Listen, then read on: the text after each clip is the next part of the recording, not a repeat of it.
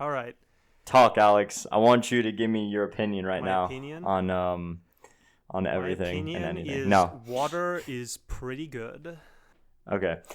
We have another guest once again. We've been hammering the guests down lately, honestly. We've been getting a lot of people they're interested, you know? Once again, a teammate of mine, a good friend, dear friend. He has the topic to discuss All today. right. He has quite an interesting topic. When I proposed this one to Alex, Alex was like, "I'm gonna end this Yeah, I man's was I career." was foaming in the mouth. I was like ready to like tear something apart. Yeah. And so, without further ado, Isaac, introduce yourself. Zach, no, it's very nice to be here. Yeah, I am a third year student studying political science and international relations at Boston University. Yeah, and I'm looking forward to being here. Awesome. Oh, baby. I'm excited. I'm excited for this one. Okay, so, Zach, do you want to tell us, I guess, brief synopsis Sure. Synopsis. about what? No, I know, bro, but it's like, real quick, you ever heard of Chad Goes Deep, No. Alex? No. Okay, forget it. So, give us a brief synopsis about what you're going to talk about today. Yeah. So pretty much, I guess I've been reading a lot. I've been observing the current, not just political, but the world situation right now. And I don't know, as a young person studying this stuff and also being involved in it, I've come to the conclusion that the pretty weighty conclusion that our system, both politically, economically, and socially, are kind of falling apart. And that's kind of a pessimistic claim. And it's a pretty cynical view of the world. But I think there are positives that we can take from that, and especially through looking at the specific reasons of how and why. And I guess I have some pretty, I'd say, interesting ideas on the frameworks and like the paradigms that we can view this world, that maybe we can see a better way of understanding these problems and hopefully solving them. And I think the social and the social problems are first, the economic problems are second, and the political problems are stemming from those two social and economic problems. So again, I mean, I think it's important to peel back the layer and not just look at partisan disagreements, which of course is important, but it's not the real reason why. And I think once we find out why and how, we can better accurately address the problem to begin with. Okay. So, first question, could you explain what the system is and what the problem with it is? Yeah, I mean, that's a lot to unpack. I mean, I feel like obviously there's no one, system. Our society is a group of complex systems that all interact with each other, some symbiotically and then some obviously not.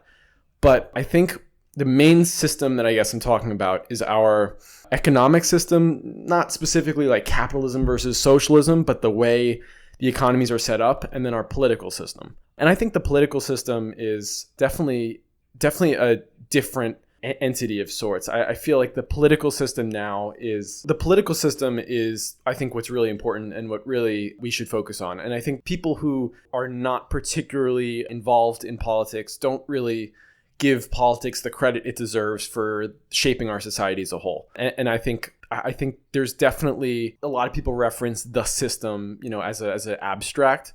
But I do think there are very concrete levers to pull. There are very concrete, deliberations to be had that impact people's lives on a daily basis. And I guess that's the stem of what, quote, the system is, even if it may be slightly abstract. Okay. Could you give just one example, since I know it is a very large and multifaceted area? Could you let's strip it down. Let's pick one thing and discuss that. So Sure. politics, Yeah. society, economics, whichever one you want to talk about.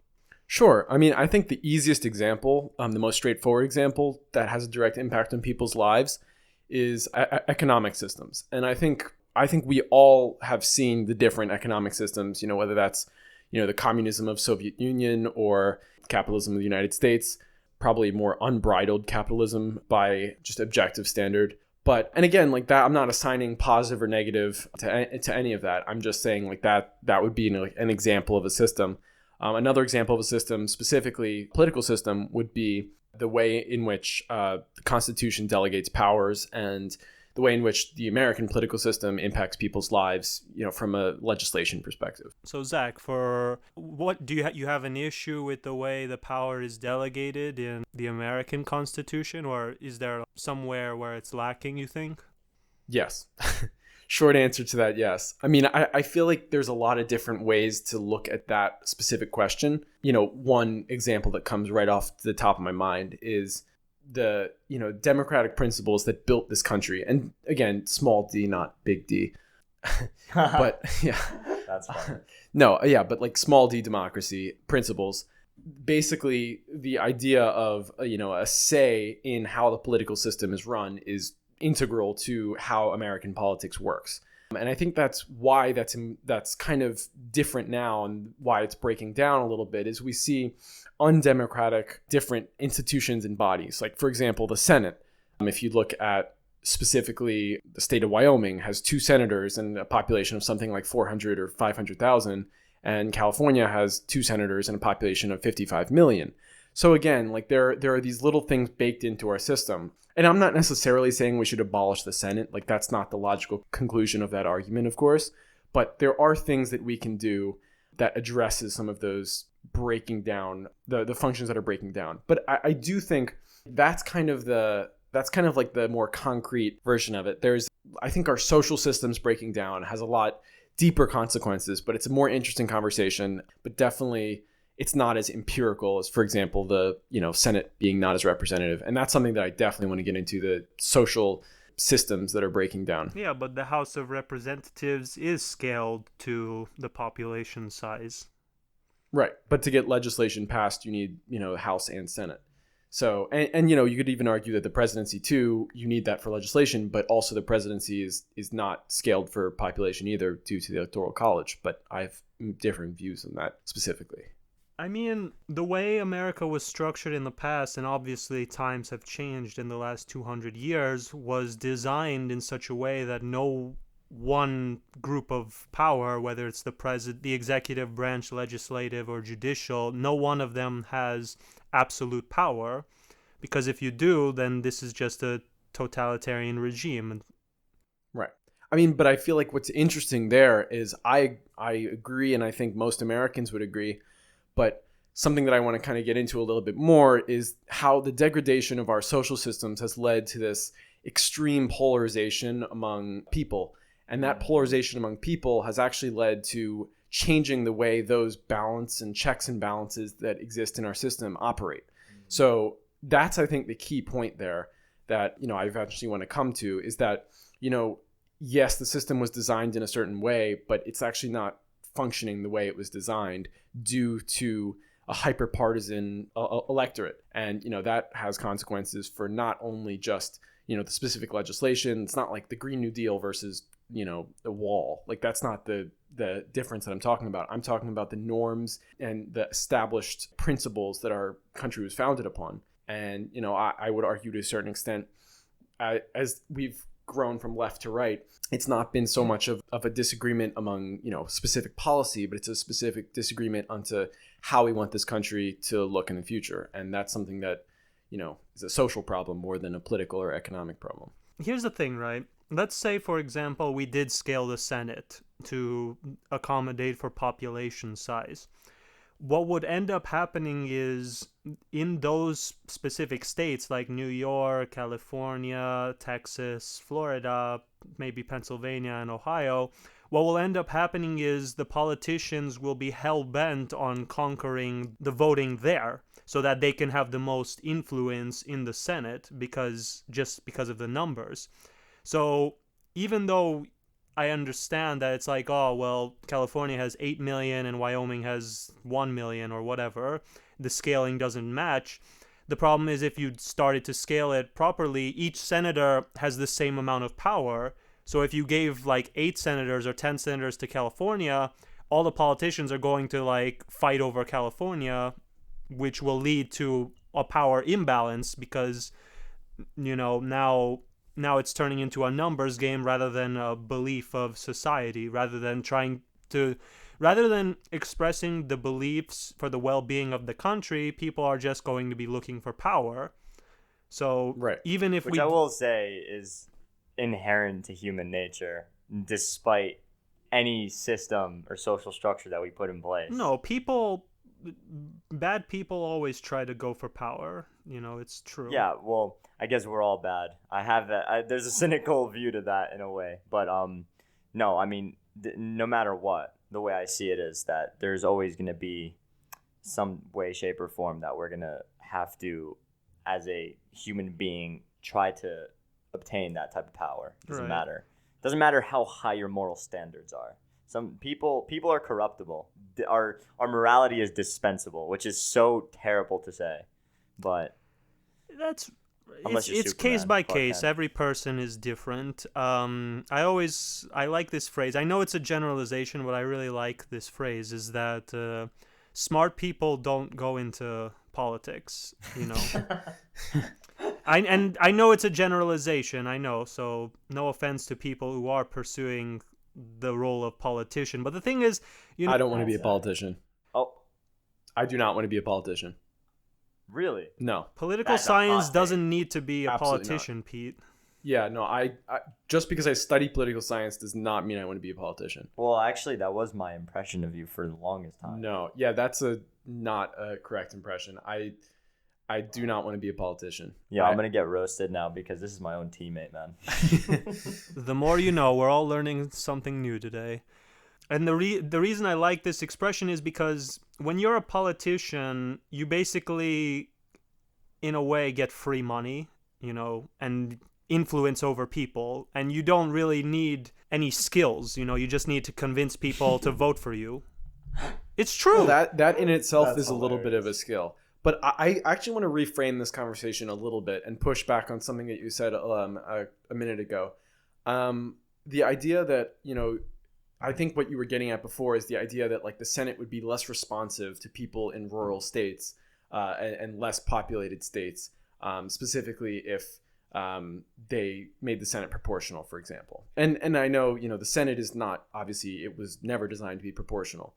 But that idea of responsiveness is actually really key to understanding some of the main issues with the problems going on in this country now. Like what? I feel so right. So the responsiveness key is like what every group in this country who doesn't agree with what the government is doing to some level feels that there's a level of unresponsiveness to their specific views. And that's really important in understanding like how it is. And so if you are arguing that, let's say a small rural community in Wyoming, the least populous state, should have as much say as a large metropolitan area, that may be your opinion, but then you have to start to unpack the idea of what does a democracy really look like if a lot of the population is feeling like their views aren't being heard.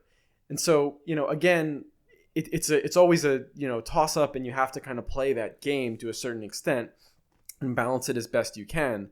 But there's definitely an idea here of responsiveness that's really an important key to not just democracy. I feel like that term is overused, but governing as a whole. That the legitimacy of government hinges on this idea of responsiveness to the people. And if you make it unresponsive, then you deal with all of the other problems that come along with that. Talking about the Senate being unrepresentative to how a lot of critics call the Electoral College unrepresentative as well. I mean, it's the same. It's a critique that a lot of times the left levels against the Electoral College, that it's unrepresentative.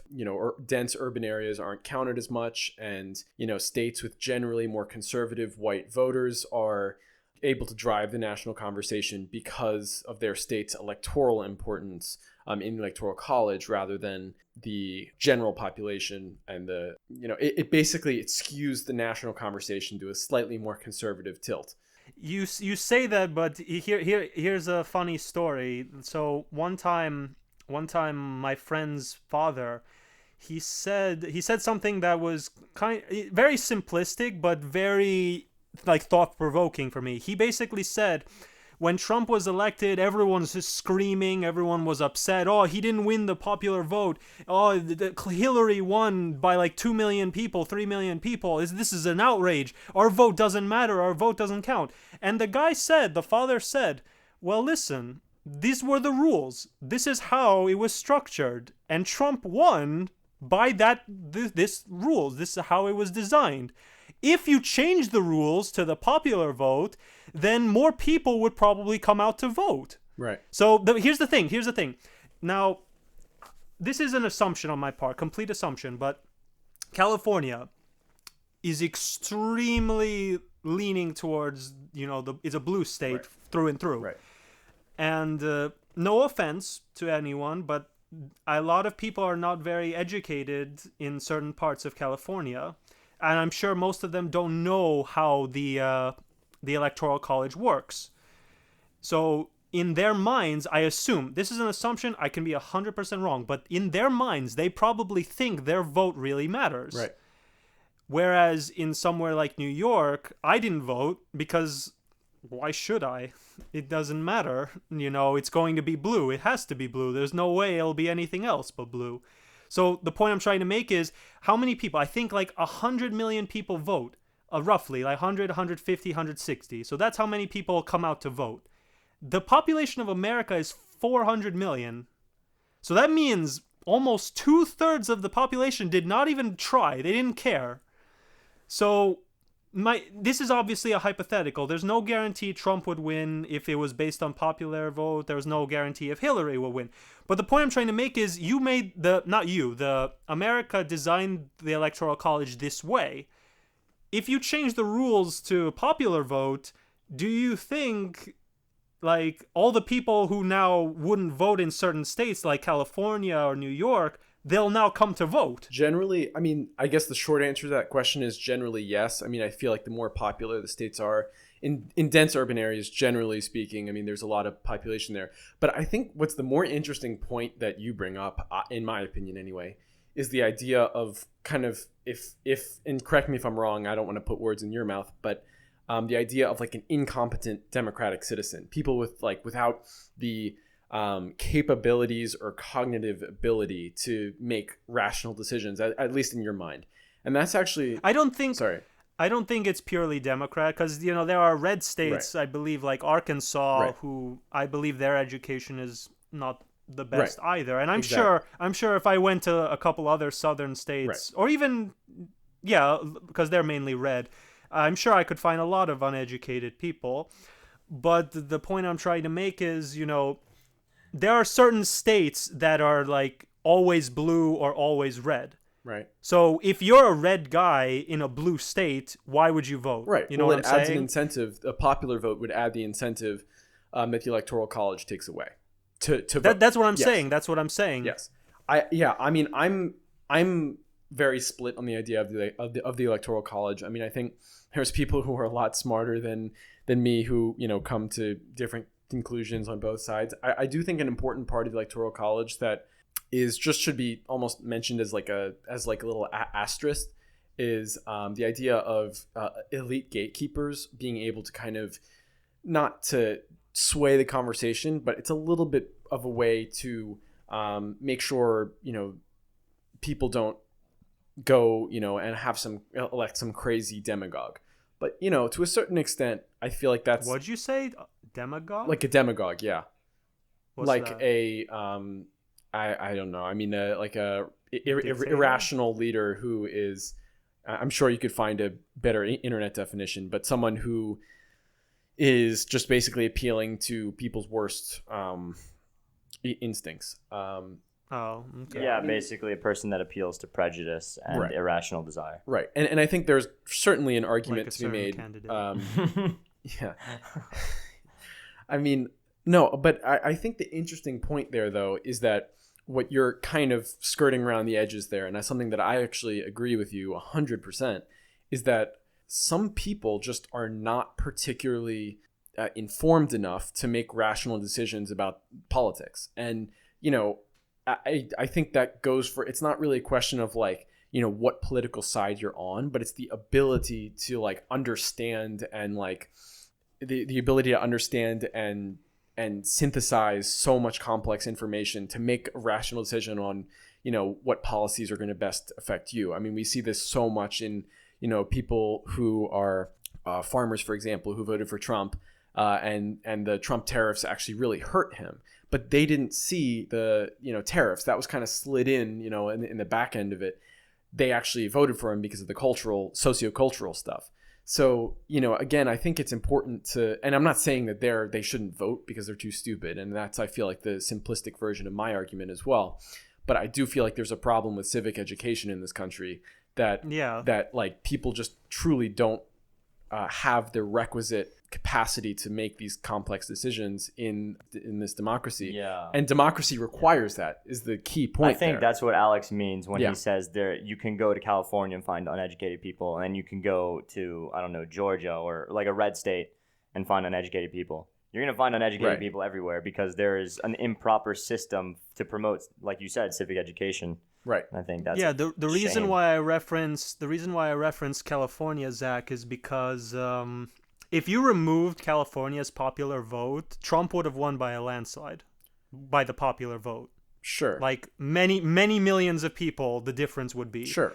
And that's why I was referencing that. And it would only get worse if you did states like New York and Massachusetts as well. But I mean, that's Which kind is of not to say their voice doesn't matter, but Right. like I'm just telling you there's a skew in like the population. Like the way the current system is with the Electoral College, it's like, yes, Hillary won the popular vote, but we're not using the popular vote. So there's a bit of a skew. There's a bit of a bias towards Hillary in that regard.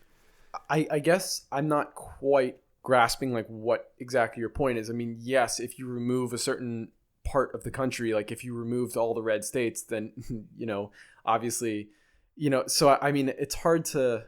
Yeah, sorry, go ahead. I'm saying in the big states that stereotypically have been blue, there is like a heavy skew, like really heavy. Most other states like Pennsylvania were almost 50-50, and Florida as well. Like there were many states that were like close, but then there are like two states that are like way Right. biased. So what exactly? And I feel is like the- the point is like we're using the Electoral College system for better or for worse. That's the system we're using. right. So popular vote, in a sense, doesn't matter. Yes. Like, yeah, you lost the popular vote, but we're not playing by the popular vote. So all those people that went to California and New York who like made the numbers really big, it didn't do anything. Sure. You know what I'm Yeah. saying? If you change it to popular vote, then their vote would matter. Right. But the theoretical issue here is, would Trump have won the popular vote if everyone's vote now matters? Right. Because I like see I what you're said, saying, yeah. two-thirds of the people didn't show up because when you're in New York or California, it's like, are you stupid? Yeah. Like your vote means nothing there.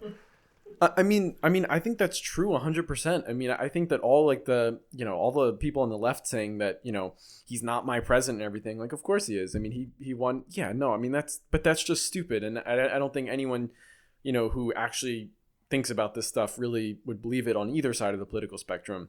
But, what's scary, this is just a more tangent point, but what's scary is I think we're going to have a major problem in this next election. Oh, baby. Don't even get me started. Yeah, no, I mean, like I've written essays actually to some of my professors asking about, specific questions, how the system is going to hold up if we're all not able to vote in a way that makes sense, and if we lose legitimacy in like the most important tenet of our democracy, which is elections, then it could all fall apart very quickly. And but that's a tangent. But I feel like the point is still, I but- agree with what you were saying before, by the way. I like, popular vote is irrelevant until we change to a popular vote system. Right. I've said this to Pete before. I read a book called Democracy in America by Alexis de Tocqueville. Not a big fan. I knew you would. You read it too? Not a big fan. You read yeah, it? I mean, I've read it a lot in my classes and stuff. But So one thing he made it that one point is that in America in the past, obviously in the 1800s, he wrote that the American people at the time didn't really care about the president. They didn't care. Like they were more focused on communities and Yes. like the community law and the respect and acknowledgement of people around them in their in their vicinity rather than the nation itself. And while it has been 100 years or so since those times, I still feel to a certain degree that holds up, at least much more than any other country, in my opinion. Because, like, when Obama is elected, it's like a lot of people weren't happy. A lot of people were, but some were not. But life went on, you know. Right. You know, think like your life did not come to a complete end because he was elected. And the same thing with Trump. Trump was elected. People were like, I'm going to Canada. It's like, yeah, good luck, Right. idiot. Right. It's true. More than half of these people are just talking smoke, and the other that actually did it, they're gonna realize Canada is not that haven utopia they really thought it was. Talk is cheap, Alex. Talk is cheap, man. It's true. That's why we're talking. Anyway, But I mean, I actually have a very elegant, not like solution, but Very elegant. no, but like a very interesting solution that kind of fits to that puzzle piece. I actually agree with you 100%, and that's one of the main problems, and that's one of the main solutions too to some of our problems of polarization that we're seeing now in this country. But I feel like what's so interesting there though is what I keep coming back to personally is that though that is a solution and we need to be focused on local communities a lot more than we are now, I feel like the nature of the problems in the 21st century are very different to the nature of the problems that are, and I'm talking specifically in the United States, but even in other countries as well, they skew more toward these national problems. So if you think about taking an issue like climate change, just as an example, you know, we can debate like the specifics of it, you know, another Global point. warming's fake, Zach. I don't know about that, but the basic tenet of that is, you know, we can focus on local communities all you want, but there's only so much that's going to change climate change or global warming through that lens. Like, you can't really address big problems that affect the 21st century. I mean, I know Pete and I have talked about this before, but like automation is another example of these problems. These are more national problems. And I feel like the nature of our political problems, like automation, like climate change, like these things that require action, are actually a lot bigger than local communities. And though I think it is important, I just think we need to have an infrastructure to deal with these bigger problems. Here's an underlying theme. Yeah. Different times, I actually talked about this literal thing last night with one of my buddies. Different times lead to different problems. 100 years ago, you can literally look back and say influenza or polio or anything, like any virus, you know, that was a lot more prevalent in society. That was a huge problem. Right Or now, pandemic, yeah. obviously, we're undergoing a pandemic right now, but you can just notice how the agenda of what an actual problem is has shifted so drastically to stuff that is both perpetuated by tech as well as things that kind of spur on the improvement of it. So you're kind of half right, half wrong. Oh, yeah, 'cause yeah. I have Oh, yeah. I have an example that mirrors what's happening now, both in the media and in the world. In the, I believe, 1928, 29, there was something like the yellow fever or something. Yeah. There was like a pandemic then, and Are a you lot of thinking the about same 1918? things. 1918? Yeah, the big pandemic. No, there was a Spanish flu? virus before the before or Spanish flu. Spanish Yeah, flu. well, Yeah, that was yeah, 19, sorry. yeah, 1918. But yes, I yes. And the way that the actions of the president of the time mirrored a lot of the actions here. A lot of the newspapers are saying a lot of the same biased nonsense that they're saying on news shows now. So it's like same different time, but the history repeated itself for no reason. I mean, that doesn't necessarily mean same problem, though.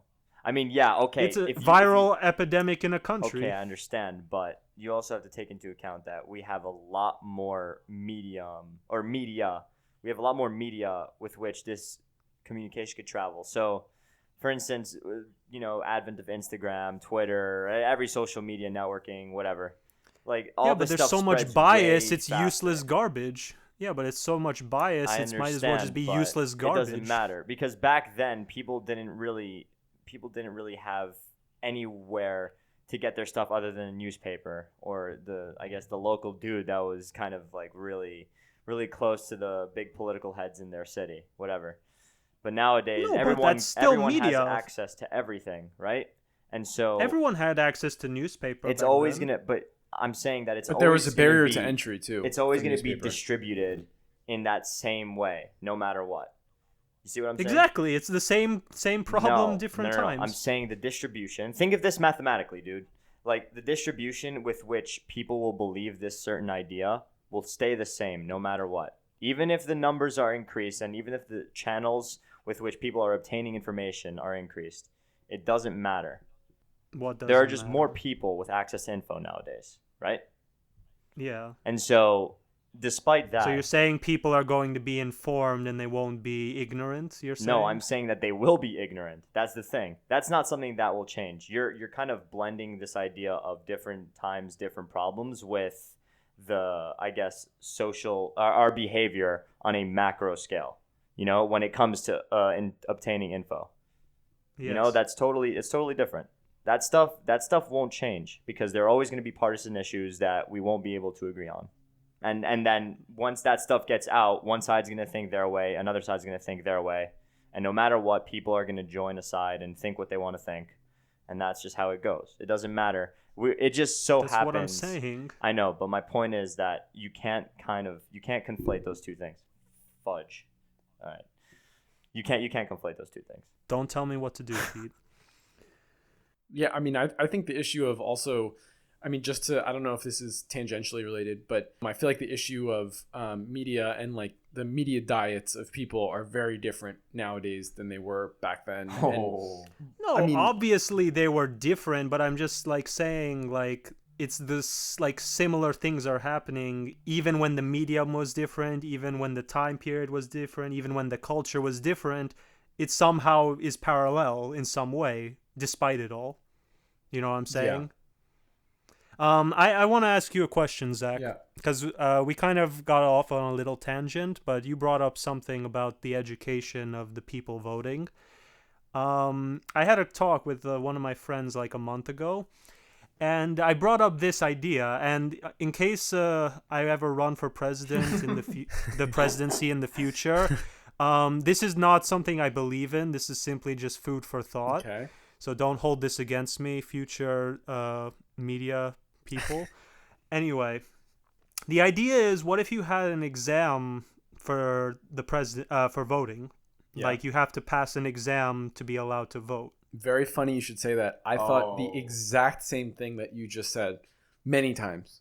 And I'm not afraid to like admit that. I think it just shows a The argument is Yeah. you're depriving the right from stupid people. Correct. That's the argument. correct. And then well, everyone quote well- unquote has that right? But Well, you know, it's a not little- fair. right, but the argument against stupid people is a little bit that's a little simplistic. The argument is really you're making a test. I mean, to make that test truly fair, that's a really difficult thing to do because it's always going to have biases and to certain groups. Like for example, look at like the SAT or the standardized testing. I mean, it's only until recently that people have really begun to unpack how that affects. For example, poor communities and immigrant communities don't have the same access to a lot of the educational opportunities. So, I mean, there's so many, like you can unpack how it's not just stupid people. It would be. No. That was obviously me oversimplifying it. But like basically the idea is if you're poor and can't afford a tutor Right. or a textbook or the school system is just not very good in your location, well then how are you going to pass but that other guy who has access to everything can pass? So yeah, I understand that. But in this situation, I feel, and this is one of the three things that I think this country has just kept getting worse and worse and worse, in my opinion, is that the education system is just getting worse and worse and Agree worse. 100%. Thank I you. I don't- wanted to get here. 100%. I'm so mad at like the way the education. I'm serious, because like I keep thinking to myself, if I was the president, how would I save the country? How would I make people's lives better? And I genuinely think one of those things is education. 100%. Education, because here's the thing, right? And this bothers me a lot because I just don't. There's something missing in this equation, unless you're being cynical, which I could be. But is like in democratic cities, in the big metropolitan areas, why is the education so bad Tax-based. if they're getting so much tax money? It's not tax money. They don't have enough tax money. That's the problem. That's why in suburban That doesn't communities, sound right. You're saying the with rich white people, cities? there's plenty of tax base to fund great schools. It's all about No, no, tax no. base. How high is the tax rate in the cities? It's usually higher, no? Sure, Am but I wrong? but if people aren't paying the same, like for example, in North Philadelphia, where I'm from Philadelphia, and if you look at a neighborhood in North Philadelphia, the taxes are low because people have a low income and can't obviously afford to pay the high taxes in another neighborhood in the city.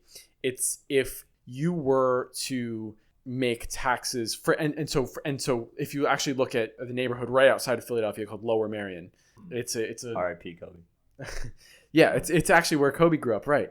But yeah, so Lower Merion has phenomenal public schools. Like, my parents were considering moving me. I live like in the center of Philadelphia. Or I lived in the center of Philadelphia, and my parents were actually moving me, or thinking moving the whole family, which is ironically just me, but moving the whole family to Lower Merion to get the better schools. But the issue with that was, we wanted to be in the city, blah blah blah, But the problem is, the city schools were horrendous, and I guess that's the point that you're making, but that's just a whole different. I mean, that's so complex, and that does have to do with just purely the cities not having the tax base to support the amount of population that they have, and that's just a problem with incredible to poverty. me, because I mean, how can you have such a populous location, a literal epicenter of people, and there are so many big cities in the US. I mean, you have LA, San Francisco, Austin. I mean, that's like west and like southwest. On the East Coast, we have Boston, New York, DC, Philly. I mean, dude, there are so many huge cities with so much concentration of people in just a small radius. Like, I mean, New York City, for instance, like you go within a 5-mile radius, there's like 10 million people type of thing. It's crazy. Well, I mean, just another thing to add on to that, though, is like not every single school in the cities are bad. I don't know how it works in other cities, but I know how it works in Philadelphia. They have the charter school system, and like magnet schools. So they recruit the best kids from local schools to go to these bigger magnet schools, and those schools are actually really good. So it's definitely a variance of different types of schools. But I feel like another thing that I have a conservative friend, he likes to bring this up too. We should also be teaching people technical skills as well. Not everyone has 100%. Yeah, not everyone has to go into academia, and I agree with that 100%. But that's again taking a huge step back and reinvestment into, and more than reinvestment, a reanalysis of what school even is and how we should be educating people. That's my Actually, big thing, honestly. I think I misinterpreted, so I'm going to take back my agreement with you. When you say technical skills, you mean like stuff like mechanic or that kind of thing? Yeah, I mean mechanic. Well, technical skills can be anything from working with your hands to working on a computer. Right. I mean, Oh, well, sure. yeah, but like, here's the thing. I feel these 4 things should be like a must. Like, even if you're not, like, I understand the concept of the fish trying to fly principle. It's the notion that if you told a fish to fly, it could put all its effort into trying to fly, but it just can't do it because it wasn't made for that. I understand that principle, but we're not fish, so I feel there should be 4 key things that everyone in America should be good at. Not genius. I'm not asking for genius. I'm not asking for prodigy level, but like they should be competent in this. And that is math, science, English 100%. It is inexcusable to have a country where the people cannot speak this language, and history. And the reason these are the main 4 is because math and science, they teach you how to think analytically and understand facts, look at empirical data and interpret it. It gives you the ability to receive information and come to a conclusion. English is the ability to communicate. It's the ability to have a thought and then convey it to someone else in a way that they can understand. How many times have you dealt with a person who says something along the lines of, I just feel like this.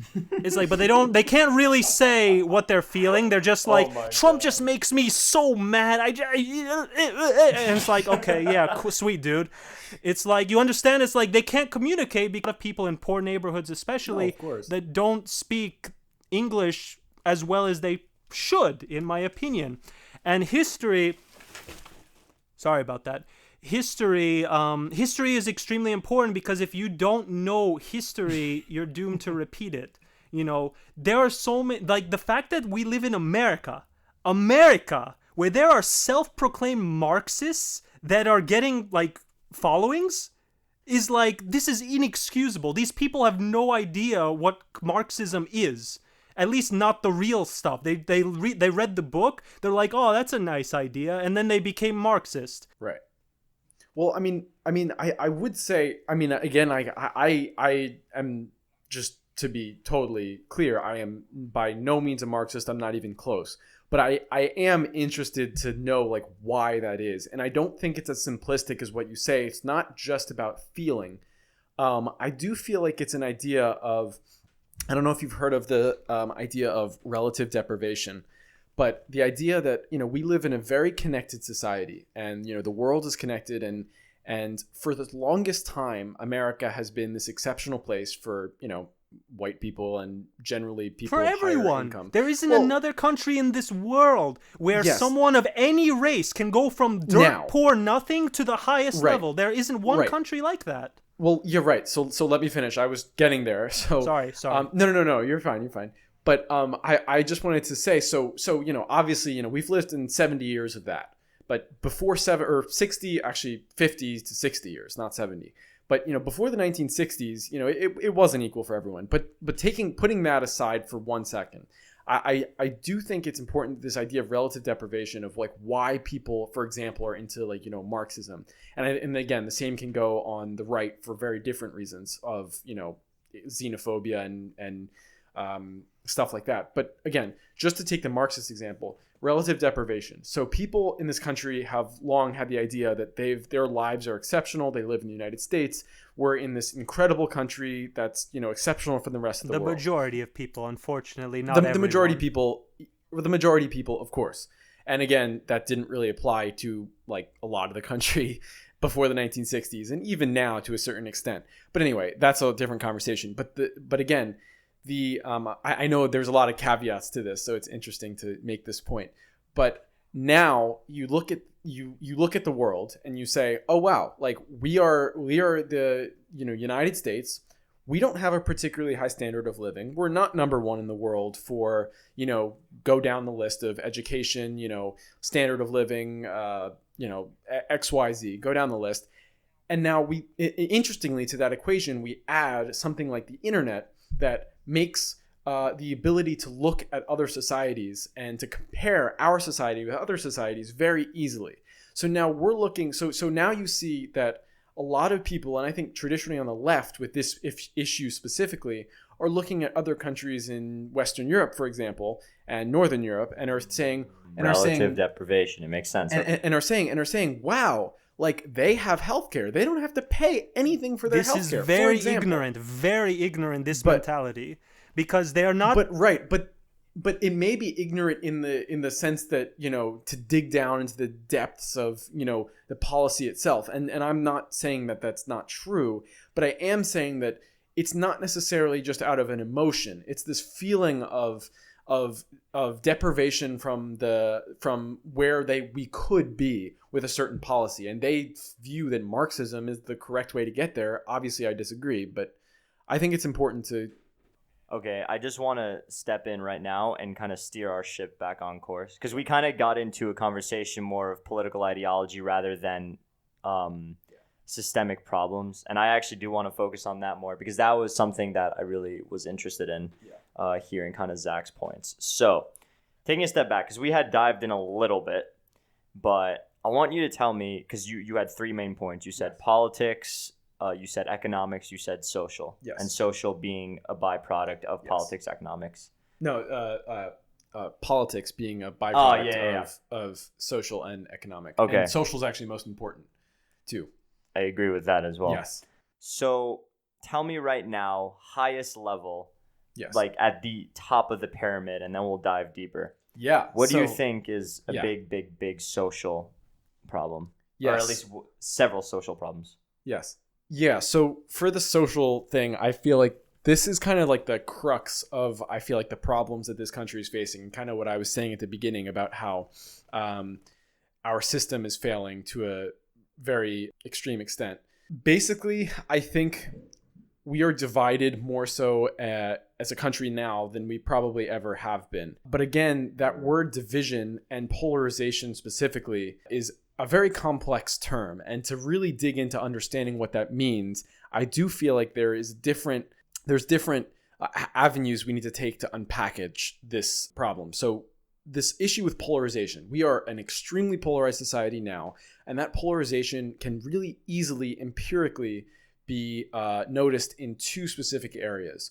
One in ideological sorting and one in affective polarization. And now the latter of which is like the more political sciencey definition, but it actually is very real and empirical. The idea that in affective polarization specifically is the idea that you don't just view the other people who you disagree with as your political opponents who have valid views from you. You think that your political opponents are the enemy.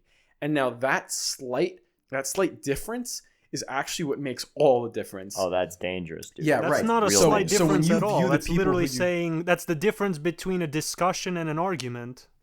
Right. Yeah. But so when you view the other person as not just your political opponent but your enemy, what it actually does is it raises the stakes of politics. And that's like what we're key, like that's the key point that we're talking about here. It raises the stakes. It makes politics from broad argument to a zero-sum game.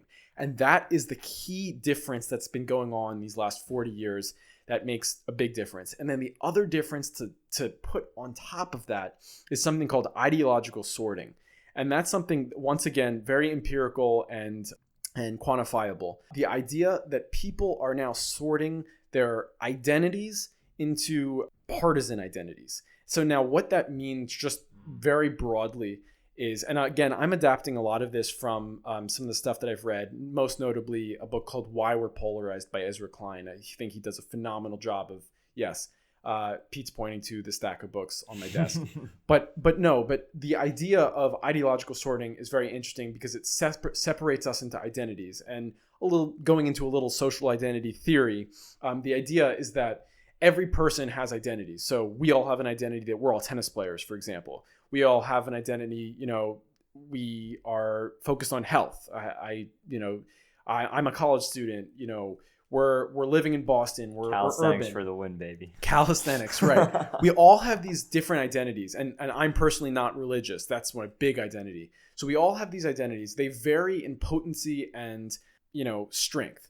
So now in American history, in the 1950s and 60s, for example, there were certain people that had identities that, like, there were certain people who were segregationists and racists, like just blatant racists who believed that black people were inferior to white people. And like, that was what they believed. That was their core identity culturally, that was just something that they believed. But in that identity, you could also have that view and be a New Deal Democrat, i.e. being wanting to have socialist policies and stuff like that. So you actually, what that's called in political science is cross-cutting of identities. So that's something that was around in the 1950s and 60s. But the key point that I'm getting to is now what we're seeing is those identities are not cross-cutting anymore, and we're seeing stacking. And this is like the key point, along with the affective polarization becoming like the enemy. The identity stacking is what's key. Because once all of your identities stack and you have all of the people who are culturally conservative to be economically conservative, and you have all the people who are, college educated to be liberal, for example. I'm not necessarily saying that's entirely the case, but generally the trend lines do point to some types of like variants like that. So once you have all of these identities stacked with each other, plus that idea of the other side as the enemy, you get these like super identities that are extremely salient to people. And if you attack one thing, you attack everything. And so that idea, and you're not just attacking the political parties, you're attacking your core identity of what it means to be a Christian, for example. So again, that's everything there. And then you have to add the final layer, which is those identities have been attached to our politics and partisanship. So now all of our identities are aligned perfectly with our partisan identities. And that is what's the most dangerous thing for our political system. Our political system was not designed for that and has never been. It's been designed to have geographical, it's designed to take care of geographical disputes, not partisan disputes. So that's what's breaking our current political system. Those identities and the identity stacking, as well as viewing the other side as the enemy. All of those things coming together are providing something very dangerous for our political system. And that's just social. Because I have a really, I guess, I'm not going to say I'm very well versed, but I have an interesting view on the economic indicators. And, you said zero-sum game before. I found it very interesting because on an economic scale, macro especially, we've been in some way, shape, or form playing a positive sum game almost. And so I actually find that, when you try to have one side being a positive sum game and then another side being a zero-sum game, that's also a huge imbalance that just causes a whole plethora of disaster when you kind of just move farther down the line. And then, like, as you said, social implications are leading to political just complete imbalance as well. But like just these two things in general. But I want to go into economics as well with you. And one last thing too, like specifically what I was saying about the social stuff, it makes politics a zero-sum game in the sense that now there's no incentive to work across the aisle, and democracy requires you to have conversations and compromise. And if that idea of working across the aisle with the enemy of, not just the enemy like politically, but the enemy of, your religion, the enemy of your lifestyle, the enemy of, it's like there's an amazing book by a political scientist called like Toyota and Ford divide or something like that, or Prius pickup. Prius and pickup, Prius versus pickup. And the idea of all of these like identities stacking on each other and then playing out in our political institutions, that's what's dangerous. And that's the thing that kind of changed these past 40 years or so. It's actually kind of interesting when you think about it. This idea that you should, no matter if your neighbor is that grumpy old dude that's saying, get off my goddamn lawn or something, you should still be nice to him, for instance, right? Even if he's just completely on the opposite side of the political spectrum from you. And if you can't have a conversation with a person, which is clearly the state of our social affairs nowadays in the US, maybe in the world. I don't know. I am no global person that knows what's going on in every other country. But I can tell you, being in the US, no matter if I'm going to be in the East Coast or in the South or West Coast, maybe, I don't know, Minnesota or your favorite state, South Dakota, Alex. But, wherever I go, I'm going to be meeting people that have one view, and I don't find people that are willing to listen to something else. They're only willing to listen to something that they believe in and throw their opinion onto me. But again, dig deeper to why that is. Yeah, exactly. That's what I'm saying. The reason why that is because they think that your view, for whatever reason, for whatever cross-cutting identity that you have, your view is fundamentally threatening to you. But see, here's the crazy part. Right. It's this phenomena that we observe is, once again, inherent to human nature. Right. Which is crazy, man. Right. We are tribal, man. Right. We conglomerate together into groups and parties and hordes because that's how we survive. It's crazy, because as a collective whole, human beings are very smart. On an individual basis, we're smart only to a certain extent. We've had this conversation before, Alex. But the problem is that when you bring groups like this bigger, you start to have this idea of groupthink, and that literally that can just be either super super positive or super super negative. It's an extremely powerful idea, no matter what it's supporting. So we just, as a group in general, we have to try to allow people with a slightly different view on stuff be able to let those things kind of surface, be a little more meritocratic about it rather than just having one belief, one ideological system, and then, letting that kind of run wild and talk for the whole group. When in the reality is you have one person that might just completely disagree, but because they have like maybe 75% of their things aligning with those, they all of a sudden fall into the group. And then if they don't have the, I guess, clarity to recognize what they're doing, they're just going to start joining that group and shunning the other side because of that. You see, it's like, it's a whole domino effect. It's terrible. It's crazy. Alex looks like he's thinking right now. You're both right, but unfortunately, here's the question: what are you gonna do to stop it? Yeah. Well, that's here's the thing. That's the $1 million. And for what Pete's little side story, I once again, I think it's 100% education. I 100% think these people, like you and me, we had a few disagreements now, but I'm willing to listen to you, and I'm hoping you're willing to listen to me, because we're not afraid to 100%. exchange ideas, because maybe one of us will convert the other, maybe we'll agree to disagree, but we're not afraid to listen to different ideas.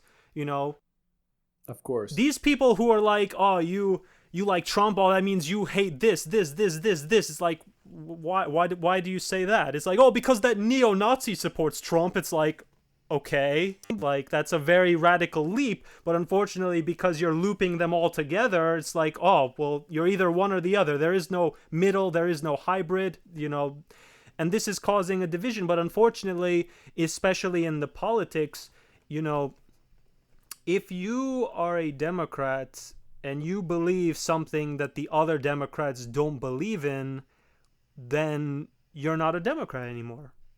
And that fear of like... I mean, the same thing can be said about... both. Not, it's like if you're... It's right. It's just a story of tribal, as Pete was saying, tribal nature of humans. No, because like the people, and that's in the political side, these guys want power, essentially, most of them. I sincerely doubt these guys are like selfless angelic saints. These guys are doing this because they want some sort of power and a lot of money, but they still are doing some good, I hope. But they have to like play their cards right. How many times do you think a politician has told the truth? When's the last time you heard a politician say, I made a mistake? What, 100 years, 200 years ago? When's the last time someone said, you know what, I had a good intention, but my idea was wrong, and I admit fault, and I'm going to put all my power into fixing it? It's like, no. It's like when you make a mistake, it's like, it's the other guy's fault. He hindered me. He stopped me. The other group, it's their fault. Continue to vote for me. I didn't make a mistake. They made a mistake. Because they believe this. And now it's like, it's all about power. And because people are not very educated, the media is so biased, now they're just picking sides. They're picking the side that they win, that suits them. Which boils down essentially to mob mentality. It's like, I want to be on the winner side. Why would I want to be on the loser side? Yeah, I mean, I don't know. I feel like there's a lot of different... I mean, again, like there's so much there.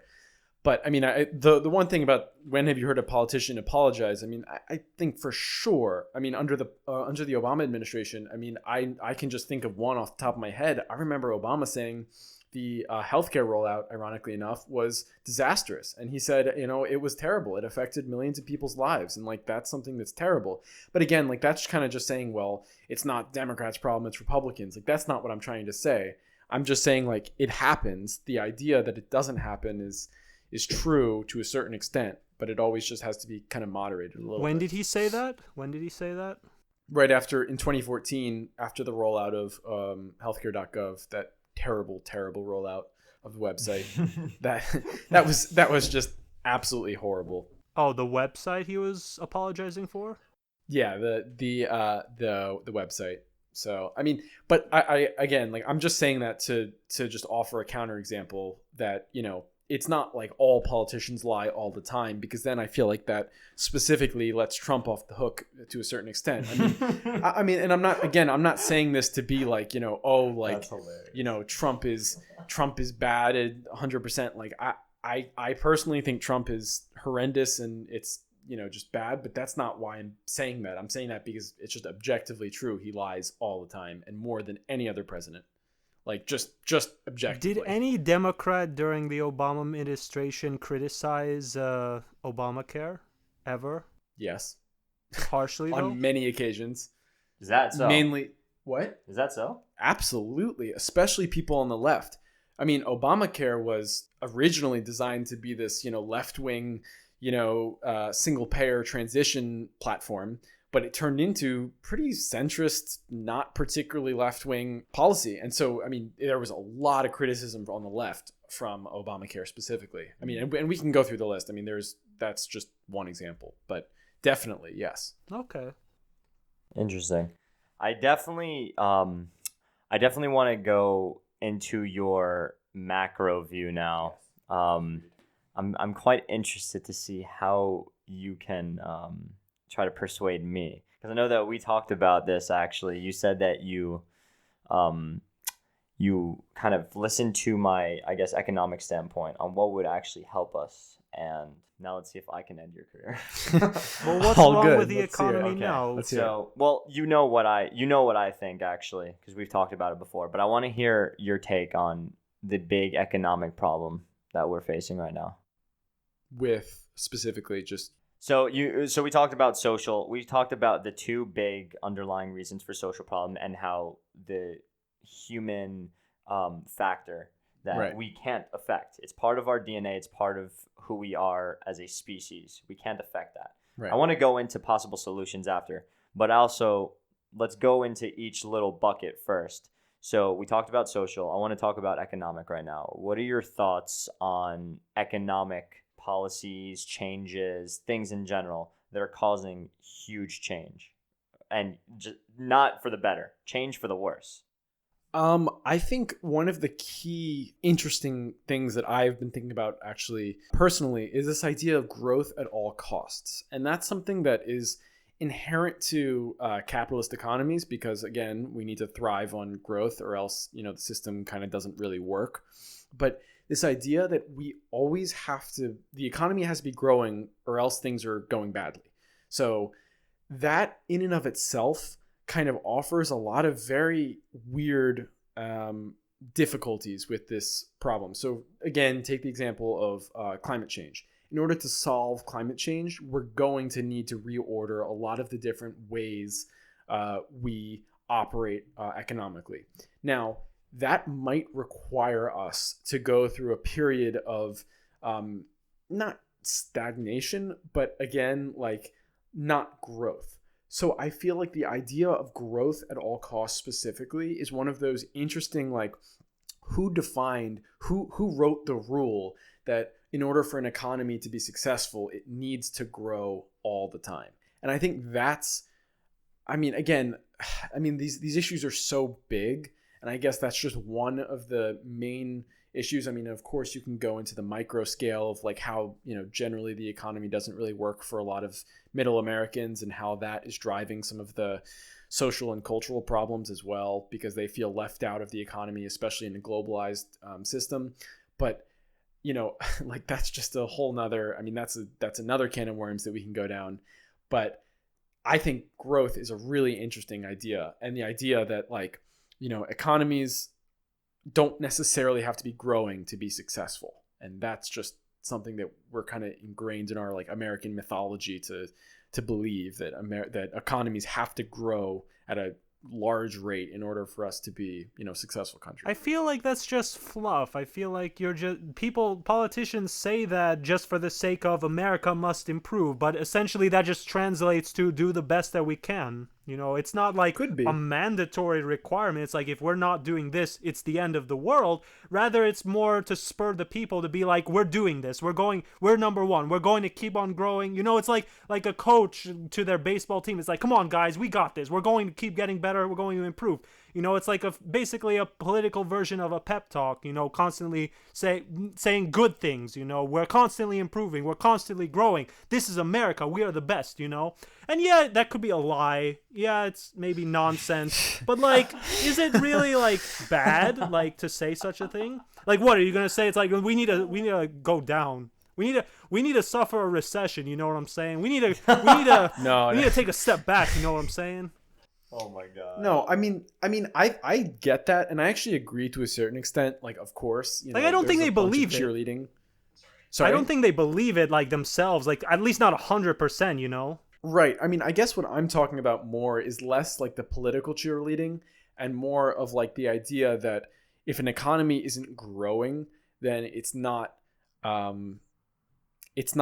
successful in a way. I mean, I guess I'm not really getting at the idea of like the politician's perspective on it. I mean, if that makes sense. I'm more talking about the idea of like, you know, constant growth as a prerequisite for a developed economy. I feel like that's kind of just black and white, though. I don't think every person thinks like that. I agree with that, Alex. Yeah. I will say, so, like, if we want to just look at economy very, very blunt, it's run on productivity furnished by debt.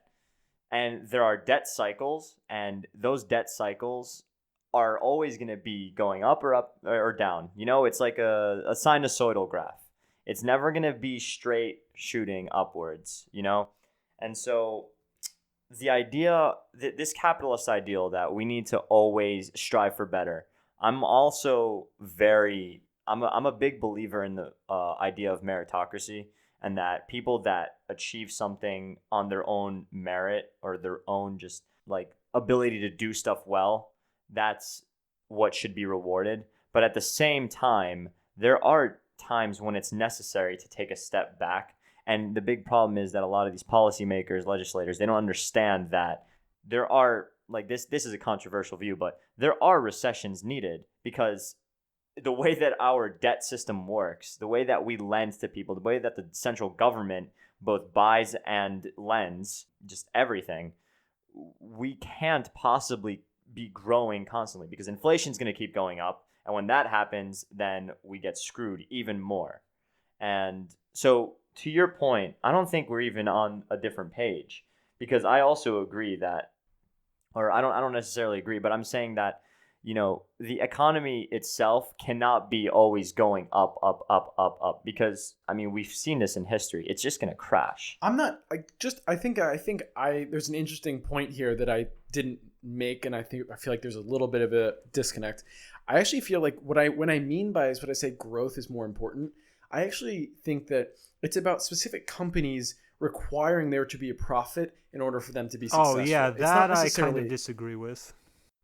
Sorry, Alex, I think you cut out there. What was that? I kind of disagree with that mentality that like you have to for companies specific, more like internal, not macro with the entirety of America, but like specifically with countries.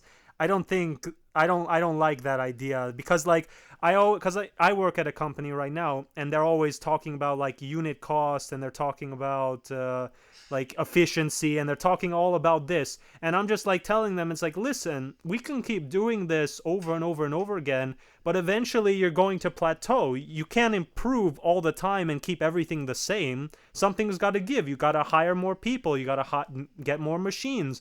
You have to spend more money. You have to like put some loss into wanting to grow. But for them, they keep, you know, and obviously I'm only part of one team, you know, I don't know the whole company, but they just keep focusing on like reducing the unit costs and improving the efficiency. And I always I don't have any problem with that per se. That's not what I'm talking about. I'm not talking about like growth. You know, every company should strive to be the most efficient and provide the best product or good or service, you know, of course. But the issue that I'm talking about is more to address the problems that this new economy will be providing us, i.e. if it's a pandemic or a, you know, global climate change. Like, we can't, and again, those are just two examples, but there are a million examples of stuff like that. We can't expect companies to all the time pursue profits at the expense of like actually addressing some of these problems. So that's just, I guess I totally agree with you in the sense that like companies should never be, like handicapped, and like there should never be a cap on, output or growth or profits or, stuff like that, at least not to a certain extent. But I just believe that I think this mindset, it's more of like a mindset that, in order for a company to have a successful quarter, it needs to grow by X%. To me, that just seems very wrong, especially in the world that we live in with complex problems. Absolutely. I don't think That's crazy to me. Because it actually is like, it's literally the only measure of success nowadays. It's like, for instance, Tesla. The big thing with Tesla was, are they going to make the S&P 500? And the reason was they had a bunch of deliverables they had to meet. I think one of them was have profit for 4 quarters straight. Yeah. The other was being above a certain threshold in valuation. There's a bunch of stuff. I could rattle down the list. And, one of those things, like I said, having profit for an extended period of time, that's for a company that I personally really like, for reasons that we won't have to go into because Alex is gonna hamstring me. About what? Tesla. You want to mention his name, Pete? No. That whole idea is just it's a little weird. It's a little funky. That has impacts too. And the crazy part is that when people are going to invest in a company like that and they don't understand and they're just following the hype and they don't get why they are doing it, it's like you're just kind of following a sheep. You're a pack animal now. Yeah. You're sheep, and I'm telling the people right now, don't be sheep. But that has real impacts too. I mean, Pete didn't even mention the fact that, like, if Tesla wants to create a profit in times like these, they have to lay off, many workers. Same thing with like airlines, for example. They're trying desperately to maintain, good balance sheets in a time when maintaining good balance sheets means laying off half their workers. And again, like, these are exceptional times. So obviously these are, shouldn't be taken at face value to a normal economy. But that idea of maintaining profits, even at the expense of the general well-being of either their employees or the world at the world as a whole, I think is just not a productive way to look at anything. People are selfish. Yes. Yes. So we have the first conclusion from social problems. People are pack animals. We're tribal. And then from the economic standpoint, people are selfish. And now you said that those two things, Zach, have political implications. Yes, they drive public policy. We actually talked about it a little from the social perspective. But I guess if you want to distill it down into a more succinct idea, how could you say it? Besides, I'd say it affects public policy. I guess I'd say that our system was not designed to handle intense partisan disagreements. When our country was built, we were not built on the party system. The founders did not intend for there to be political parties. That is a fact. No, George Washington, I think he said we should not have two parties because in the future there will lead to just division and people would be competing rather than working together. Right. But the key difference there is that the division has been ratcheted up to an extent that is so dangerous and so potent because of these social identities stacking upon one another. And that is the key idea here that I think is the best way to, explain some of these deep cultural differences that we see in the US. And that, I think, is honestly the root of some of these problems, because again, these deep, just taking a step back, the deep cultural differences produce, more extreme politicians, which therefore go into institutions of government and advocate for more extreme measures to govern. And again, we're not talking about policy here. We're talking about issues like forbearance, using the maximum extent of their power. That's something that's never happened in American politics. Levitsky and Ziblatt, actually, two Harvard professors, wrote a book on how democracies die.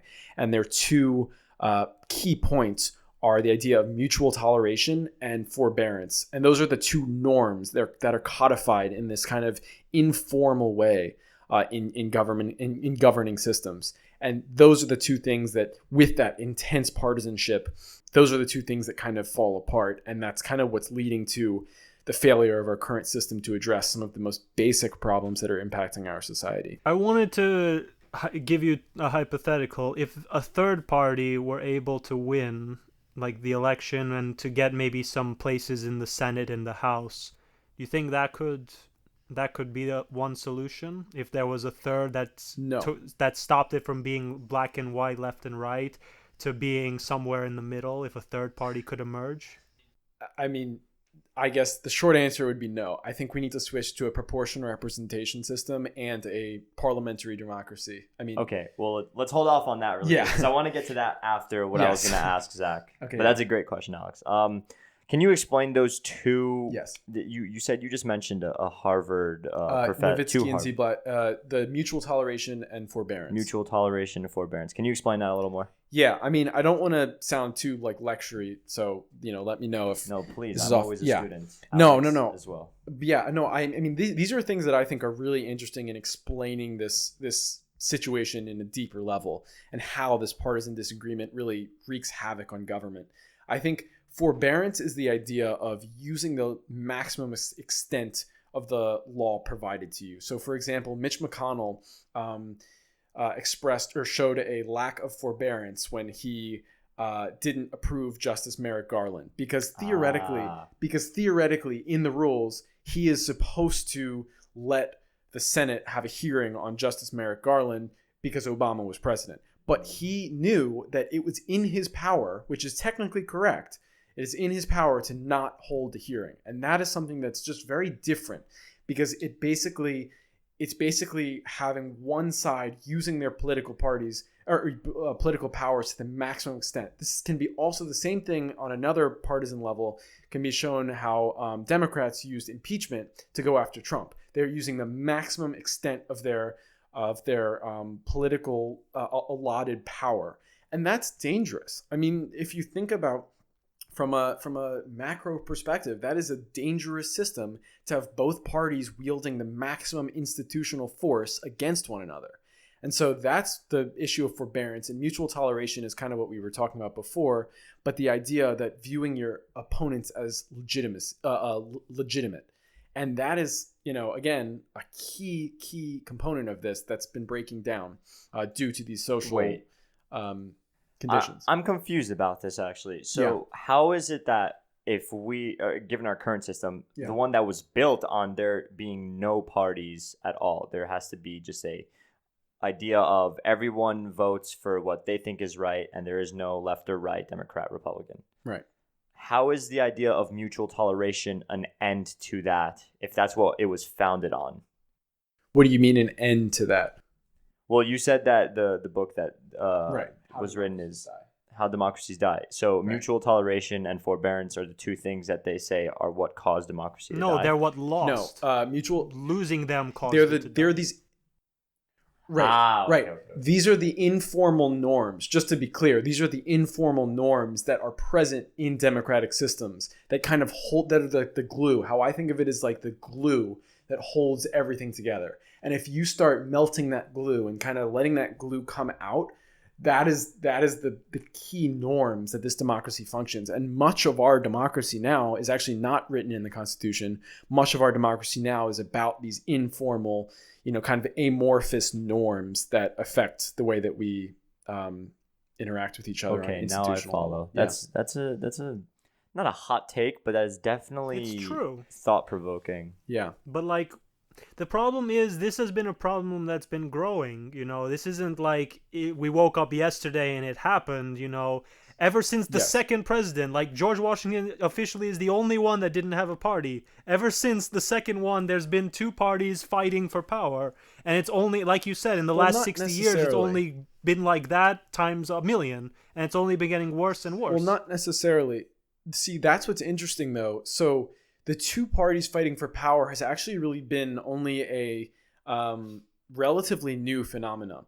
if you look at, like, for example, I used this before, but the 1950s and 1960s were a time when there was actually there was high conflict, but relatively low institutional conflict. And the reason for that was actually because, and again, I'm taking a lot of the ideas from Klein's book on polarization, but a lot of the idea behind that was there were four different wings. There was a conservative economic and social wing, or conservative economic, and then liberal social, and then liberal social and conservative economic, and then the other reordering of that pair. So there were these four wings to both parties, and that kind of acted as a moderating force, because you looked at the other party and you said, oh wow, like I see that person over there that agrees with me and is in the other party, but then I disagree with him on another issue, but generally we're closer than we are to the extreme of our own party. Now that's not necessarily happening because of that ideological sorting. So this is all kind of like a puzzle piece, that now what's happening is that instead of those four different ideological parties, we've kind of siphoned off into two, and each we've kind of picked our own side, I guess, whichever one was more politically salient.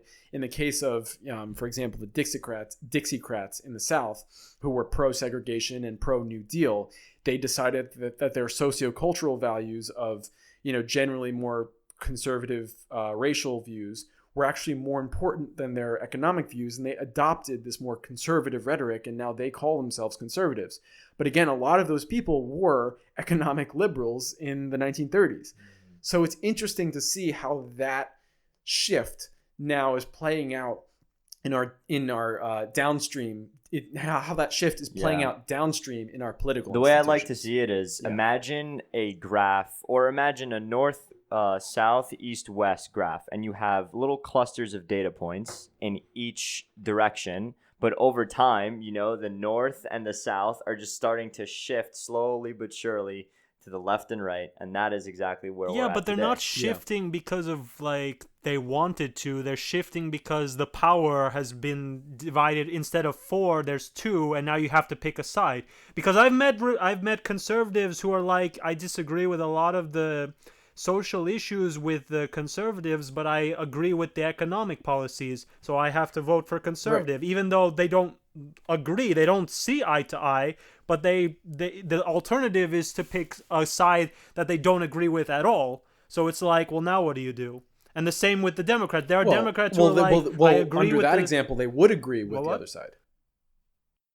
From social issues, you're right. For social issues, they would agree with the other side if they don't agree with the conservative side, right, Alex? Right. So what you're arguing is basically they're deciding which of their identities are more important. Their economic identity for them is more important than their social identity. One could very well make the same argument that the same exact person in that same exact position would just have a slightly different view of which identity is more important, and that would be their social identity is more important than their economic identity. And I think that's kind of the country is straddling social cleavages more than it's straddling economic cleavages. Yeah, at the moment. I definitely agree with that. There are definitely more Trump supporters who are more left wing economically and hard right socially than No, in my opinion. Well, I mean, when you think about it, it's actually very simple. It's not even a phenomena. I mean, yeah, like network effects and stuff, and the spread of communication and information. That's really the way to explain all of that. Because everybody can just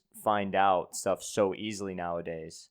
And so you have people that, they don't necessarily have a good moral standing in some way, but they have that idea being pushed onto so many people so easily nowadays.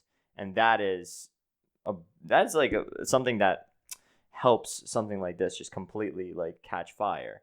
It's like funny, ironic analogy is, it's like a disease. It's like a pandemic. It spreads, dude. Yeah. Or even worse, it's like a wildfire.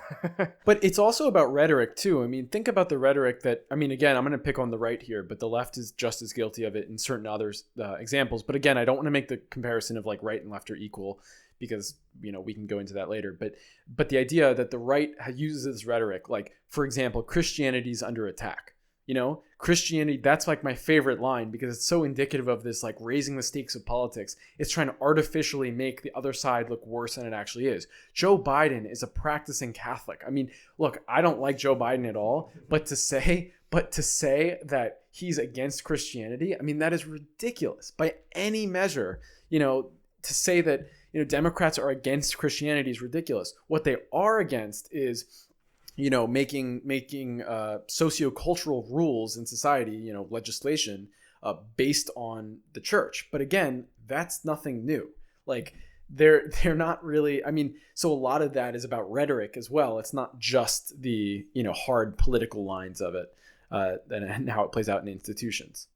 So, with all that being said now, and I'm a type of person that really I love to improve. Like I said, I have a very meritocratic view of just life in general. And so I'm really big on improvement. And when I say that we as human beings, we have these things that are inherent to our nature that cause us to act like this, I say that with the lens that I still think it can change even though it's part of our nature. So the fact that we have herd mentality, the fact that we are selfish and we have individualistic needs, that stuff, if you look at it from a Darwinist perspective, we still have to be able to adapt and change because survival of the fittest still applies, and we need to be able to progress if we want to stay on this planet in some way, shape, or form, or make it to Mars one day. I don't know.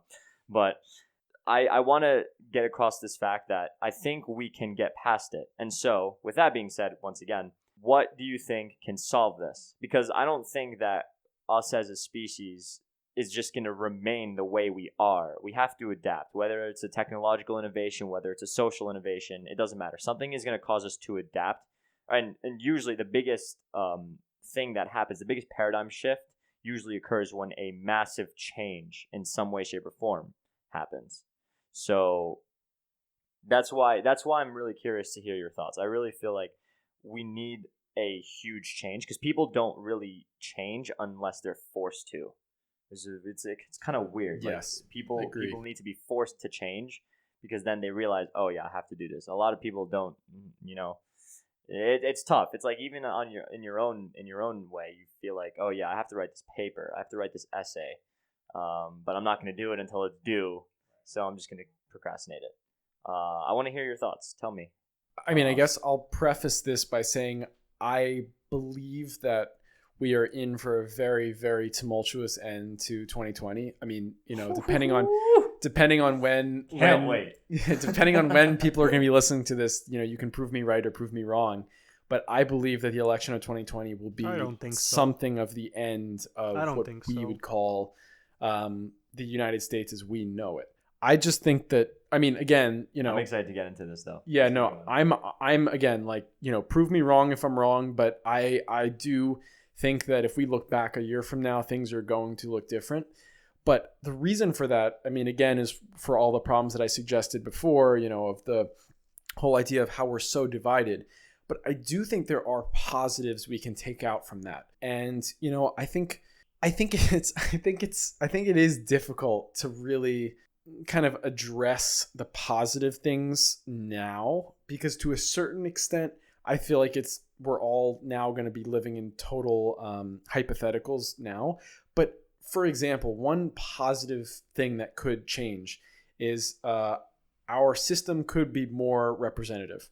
I mean, just straight up, to whether it's the people who live in urban centers in New York or people who are living in Wyoming, I feel like there is a way to make our system more representative. And getting money out of politics is a start for sure. But I guess from a that's like from a hard political perspective. From the most amount of change I hope from a cultural perspective is that we learn how to overcome some of these extreme divisions that we have, and cultural divisions more than anything else as a society. And we learn how to talk to each other again. Short of that, it's hard. I've done more thinking about the problems than the solutions, but I'm confident that once we identify what the problems are on a deeper level, we can come to more reasonable solutions.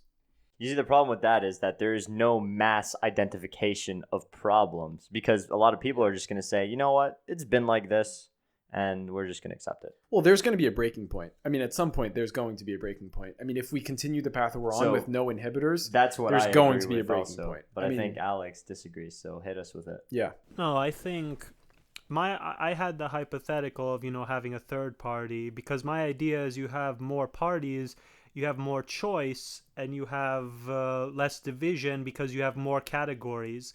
By only having two, and yeah, I know there are more candidates on the ballot, but there are only two at the debates, so realistically it is only two. But that was my hypothetical solution for my future president candidacy. But But look at other in all countries. truth, I imagine one of two things is going to happen. Either there will be a catastrophe, a breaking point. No, because like we've already established, people change, but only when something bad has happened. forced to, yeah. Not before, Right. never before. Look throughout history, no one's ever made a change until it affects them. Until my life sucks now. Yeah. We're gonna change something. Of course. But the second hypothetical is I think, in my opinion, I think you're blowing it, and I could be wrong. November 3rd will come and I could be dead wrong, but I think, It could also not be on November 3rd. It could be in the yeah, months, you know what I mean, like following. after the But yes. election. Yes. I don't think like the world, I don't think America is going to be like destroyed or there will be a big change, because we spoke earlier, the American people don't really care. They don't have such a big emphasis on the president, What life goes on, no matter who is the president. Like, yeah, there will be people who are genuinely upset, but America has always been the only place in the world that had a community that kind of just does their own thing, regardless of what the president is. Because I feel like your argument is the status quo said, I feel like your argument is more of like there exists a status quo bias and in this country, and due to the history of this country, looking forward, there's probably not going to be any real problems. The only thing that I would kind of argue against that is like the idea that the history is not always a perfect predictor of the future. 100%. But like the thing is, Yeah. there needs to be something huge, like very bad, that would spark change throughout the entire nation of America, because America was founded unlike any other country in the world. It had no previous history, it had no like culture. It basically made it up on the spot, and I feel like Right. it still is that way. America is one of a kind in that regard, and it will not fall even when stuff goes wrong. Because like in France, historically, there were so many revolutions, but because you had like the culture of revolution, and as well as many other Europeans. But in America, we never had that. And there could always be a first, but the problem is there is no one person, there's no monarchy, there's no dictator, there's no one guy you're going to say, we need to stop that guy, because of the way it was designed. And yes, Well, I would actually disagree. I would say that the system, actually, both sides, is actually railing against this whole idea of like, quote, the system. And I know we started the conversation with that too, like this abstract idea of the system being against it, against the individual, something that's not unique to left or right politics. I mean, both sides have argued that to some level pretty extensively throughout the last yeah, but you 40 can't years, punch especially. an abstract construct, you know what I'm saying? Yeah, but you can punch a physical construct, which is the political system. I mean, that is something But you that can't, you can like, punch. you could, Very but like real. what? You're going to like remove every senator, every house, every president, the president. You No. can't, like, I mean, I'm not. Every president. I'm not saying that, like, just to be clear too, like, I'm not saying necessarily that like how it's gonna work is like a French overthrow, like a French Revolution type overthrow. not like- a coup. Say it What again, was say that? it again. What? Say it again, Alex. Yeah, I don't think it's gonna be a Right. coup d'état. They're not Right. gonna like march into the White House and just take it by storm. But at the same time, it's like we keep saying it's like the system, but like who is the system? There is no Well, who. Like, Of course there is. I mean, there's the hundreds of thousands of representatives that have every level of government in this country. that's I mean, not, but that's not one face. That's 100 faces. well, it doesn't have to be one face to be against, for people to be against the system. They don't have to pick one person. I mean, Trump has made it very easy, but no, I mean, true. yeah, but truly, like, it's not just about Trump. It's about, the entire system. And I think the important thing to also keep in mind is that, it just to, for what I'm saying to be true, it doesn't necessarily have to, like, Congress doesn't necessarily have to burn. Like, the building doesn't physically need to, like, collapse in order for our country to fall apart in a certain way. When I say fall apart, I also mean we are in some sort of constitutional crisis when both parties claim victory, or, and again, that's such a, like, empirical political lens. But what happens when we just get farther and farther apart as a social society, that we just don't understand each other anymore? I mean, to me, we're already happening, and that's another sign of collapse. When that happens, there will be civil war, and one Yes. person person will win. Or both sides end up losing in the long run because they degrade each other so much, and it's just an awful battle. But in some cases, I think it needs to happen, and I'm not advocating for civil war or violence.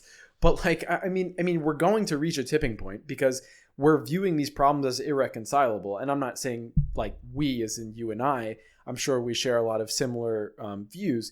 But, like, for example, if someone believes that, I don't know, I'm going to pick on the issue of climate change, but, like, if someone believes that climate change just isn't real at all and it's a total hoax created by the Chinese, as Trump has said. It is.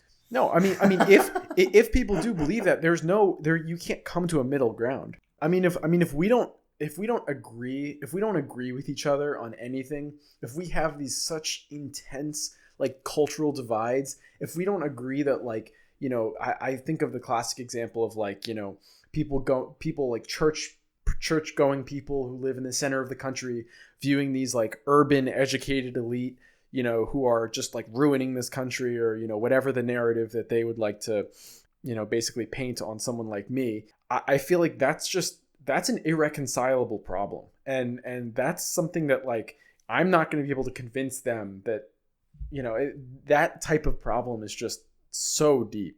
Yeah, people don't know how to say let's agree to disagree anymore. No, that doesn't exist Well, but the anymore. disagreements are too big. But my point is, and I guess, my English sucks because I can't get it across very well.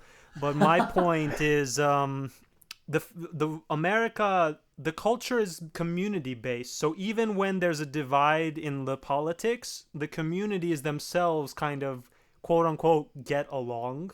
Like, they can, like, deal with themselves regardless of how divided and horrible the politics are. So that's why, like I said, I have two hypothetical futures. What if that stops happening? What?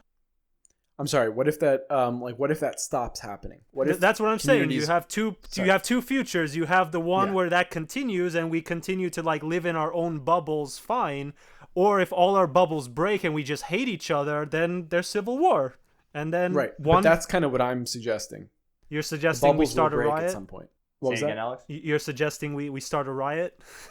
No, I mean, it's No. inevitable. I mean, I have these debates with my friend all the time, and he happens to be, like, a very or not a very principled, but in his mind a very principled, like, conservative who is against, like, liberalism, not liberalism leftism. I'm talking about liberalism in the classical sense, but he's against a lot of this stuff, and him and I are having these debates, and while I'm having these debates, I'm realizing, oh wow, like, these problems are no longer, we just disagree on healthcare, for example, like, what we were talking about before about, like, wait times in healthcare. No. These disagreements are now so, like, core to our identities as what we want out of life. And that's stuff that, like, I don't know. I don't even know where to begin to have that disagreement. And once we, as a country, start grappling with that, I just don't know how these problems are going to be, solved and reconciled between people. And that's the bigger issues that I'm trying to, bring to the forefront. It's hard. Yeah. Wow. I mean, dude, we just knocked out like almost 2 hours there. That is crazy. Zach, It's been very I'm interesting. I'm gonna say, dude, thank you so much. Yeah. Those viewpoints were interesting. I know that Alex was probably seething a little bit. No, I At wasn't. some points. Wait, so can I ask you just at the very end? I have two things. One is, so Pete mentioned briefly that you don't like political science, and I'm just curious. I think I know what you're gonna say, but I have a rebuttal, and I want to see what you have to say. I'm not like in this to try to prove you right. I'm truly not. I'm very curious to see what you have to say. And is it like a broader dislike of like No. liberal academia? I don't know why Pete told you that. I didn't say I dislike political science, but basically, I'm ignorant, so I could be 100% wrong.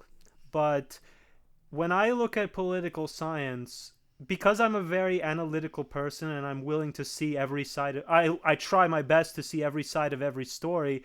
I always got the impression that political science is literally just teaching you about politics, which in turn is just common sense. You know, just pay attention, just open your eyes, and just think about the situations and understand the perspectives, and then congratulations, you're good at political science. I could be wrong.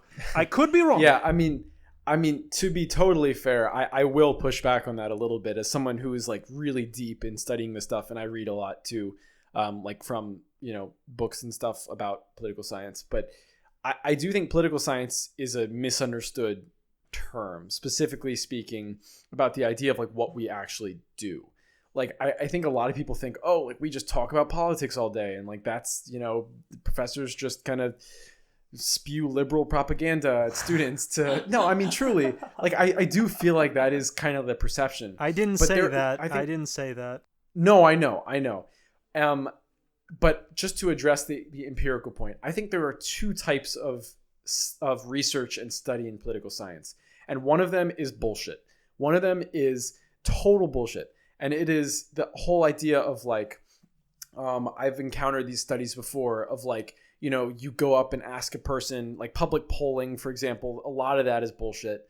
Like the idea of gauging people's opinions and then like asking the individual and trying to predict like individual groups' opinions and where they stand on certain issues.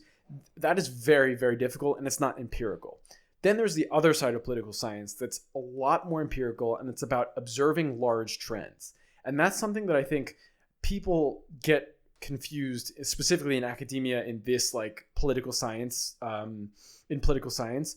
It's the idea of political scientists are not here to like say, what policies or what things are right, even though some do. And, obviously certain people have specialties in that. But the important thing for me about political science is they observe large trends, and they're able to like synthesize a lot of information and put it down into a framework or paradigm that makes it easier to understand.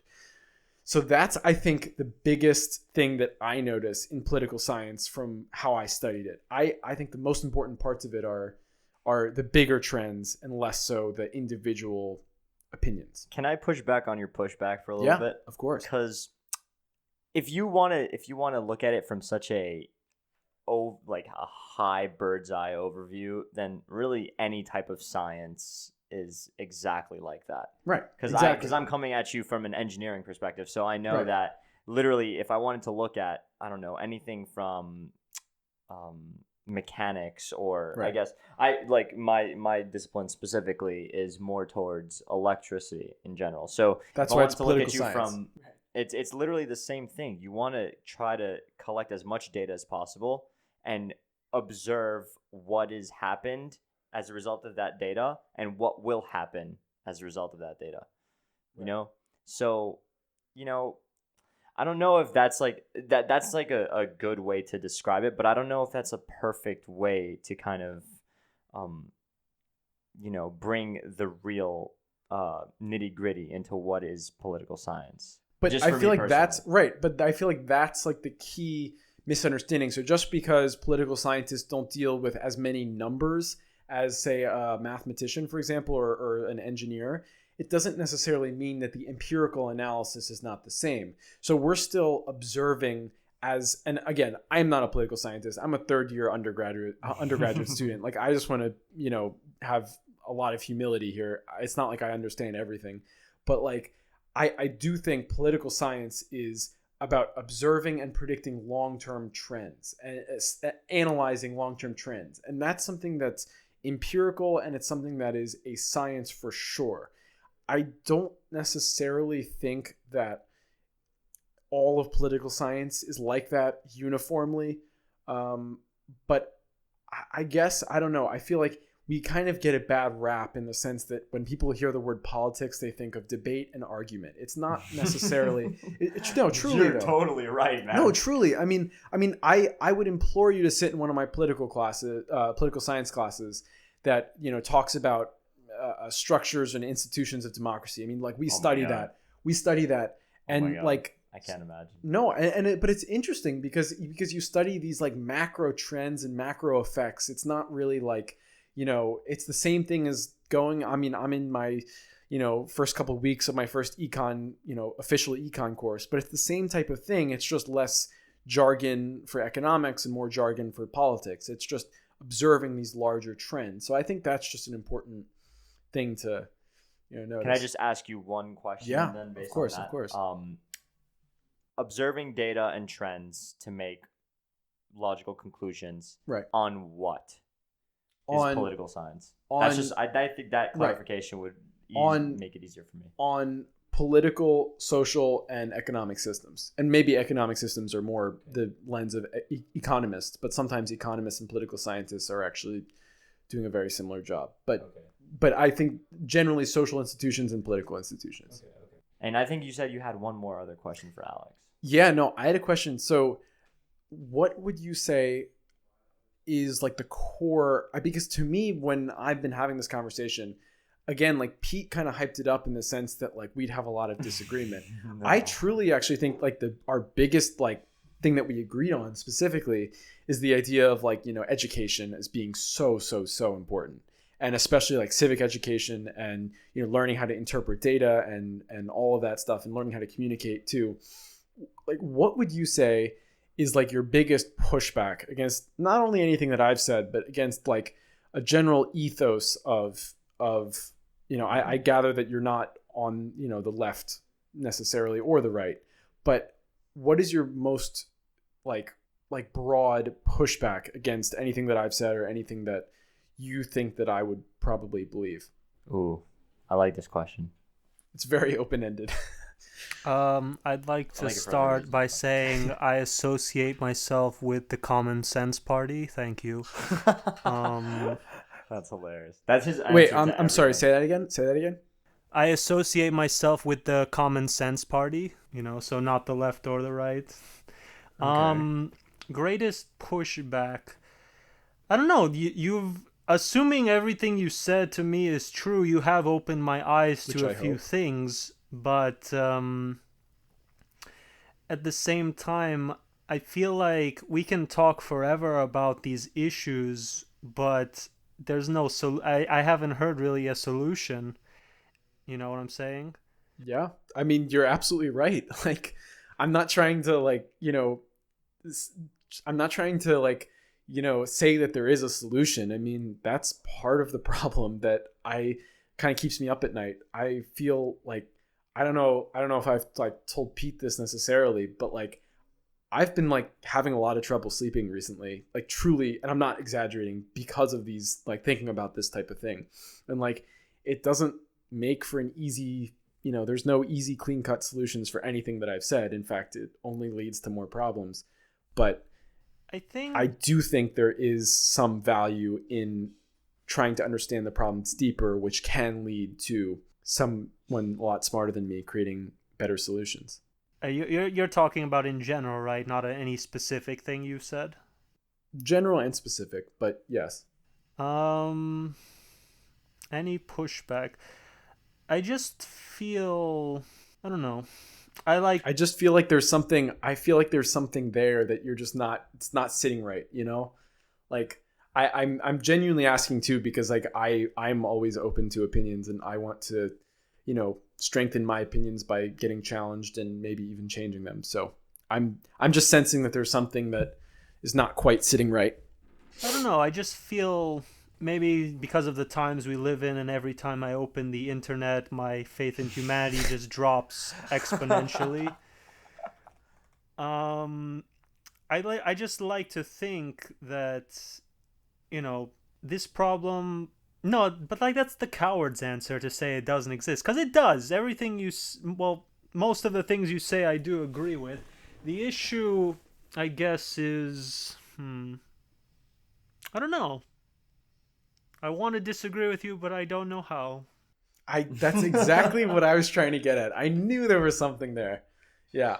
But like I feel like we agree at the general sense, but once again, I think that's just like anyone with two eyes and the willingness to listen and observe can see it clearly that like, there's clearly a division, but it's turned into more like, I don't know if popularity contest is the right way to word it, but it's basically it's all or nothing. There is no, like, I feel most people are hybrids, like they have in beliefs, like some left, some right beliefs, but because of the way the politics are structured currently, they have to pick one side. There is no middle. There's one or the other, and you have to, like you said, pick an identity that matters the most to you.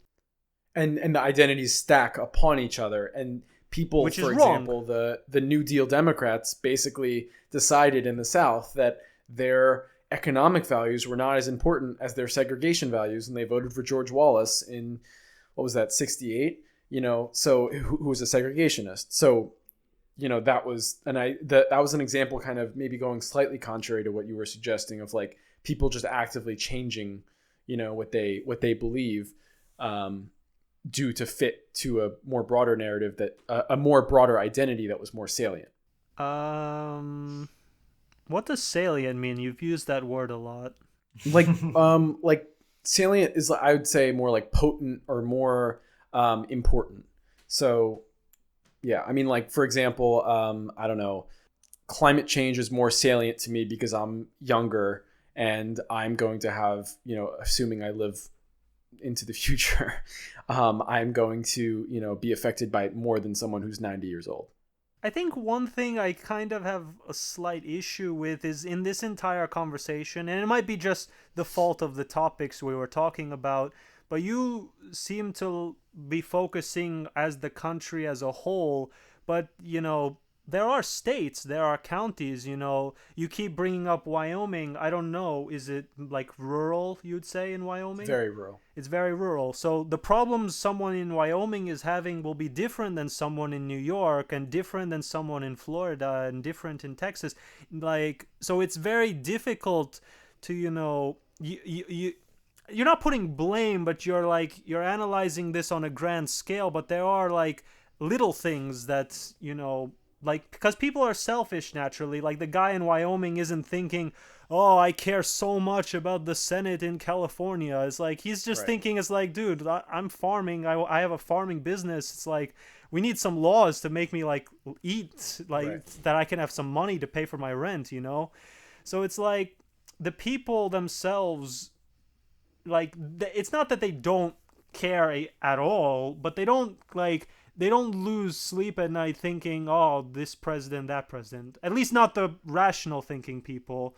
Like, I'm sure there are people who are like, I was in Boston when Trump was elected. There was fires. There were people in the streets screaming, and I'm just like, dude, I'm trying to sleep, man. Come on.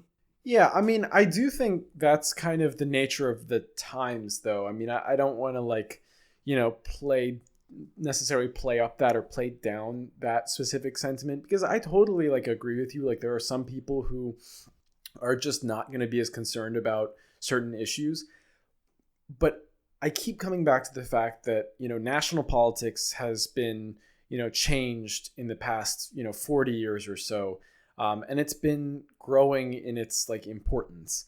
And a lot of the issues that are plaguing this country, like, let's just take a global pandemic as an example, they are dealt with at a national level, not at a local level. Yes, but this is an anomaly. This wasn't supposed to happen. But what about, I mean, looking at all of these issues, I mean, there's always tying into a more national consciousness that's really, really difficult to untie. You know, it's very few issues that are purely local. And, you know, and another fault of this conversation is that, like, you know, it's very hard to talk about local communities because there are how many, you know, 1,000 local communities in Exactly. the US. So it's, I mean, in some way, I don't want to say it's easier, but it's almost necessary in this debate to only address, you know, the general issues rather than talking about some rural community in Wyoming, you know, versus, you know, some rural community in Pennsylvania versus versus New York versus Boston. Like, you know, it just gets to be so confusing. And I'm not denying the fact that those realities exist for people in rural parts of this country. I'm more kind of looking over that and saying, you know, the problems that we're dealing with in the 21st century require national solutions. And not everyone may be on board with that. And I'm totally acknowledging that. But, you know, we do have to, at some level, think bigger than, you know, local communities. But also we do need local communities and local government to be more prevalent. I think this is probably the area when we slightly disagree, because like I understand that looking at the community is them as a whole collectively. It's easier to see the nation as a nation rather than a bundle of communities. But at the same time, and I agree, there are some things that are like national issues that have to be solved throughout the nation. But like I've said 2 times already in this podcast, you know, America is very like community based. You know, we live in our communities, we care about our communities, and we survive in our communities. The decisions that are made like by state, then by county, then by, like, you know, it keeps trickling down. Those are our problems.